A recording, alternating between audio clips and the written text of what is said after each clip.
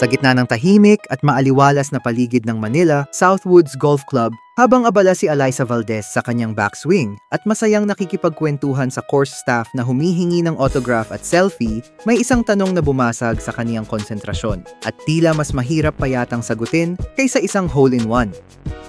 Wow, that's a hard one! Reaksyon ng 31-year-old volleyball superstar matapos tanungin kung sino ang pipiliin niya kung sakaling siya'y bumuo ng isang PVL team, Bella Belen o Alyssa Solomon.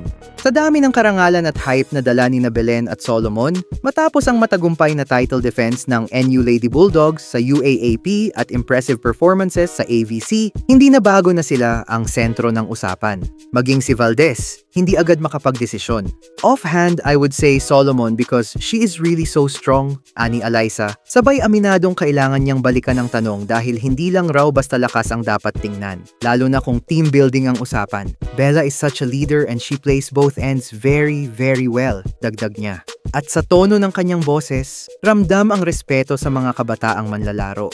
Hindi rin naiwasan ng Phenom na banggitin ang patuloy na pag-usbong ng opportunities abroad para sa Pinay athletes. Malaki ang pay, malalakas ang kalaban, at iba rin talaga pag naglalaro ka internationally, aniya. Isa itong subtle reminder na hindi lang ang PVL ang landas ngayon. Marami ng doors open para sa mga susunod na volley queens ng bansa. Pero bumalik ang usapan sa pinakasentro ng tanong, sino nga ba talaga?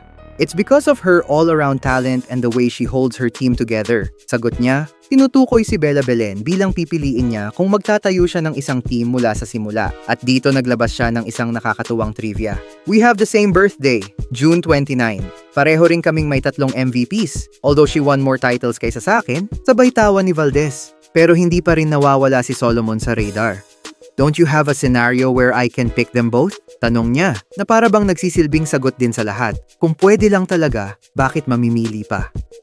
In the end, Alyssa Valdez may have leaned toward Belen, but her admiration for both speaks volumes. Kung ganito kahusay ang pagpipilian ng PVL teams ngayong draft, mukhang mas exciting pa ang simula kaysa sa dulo.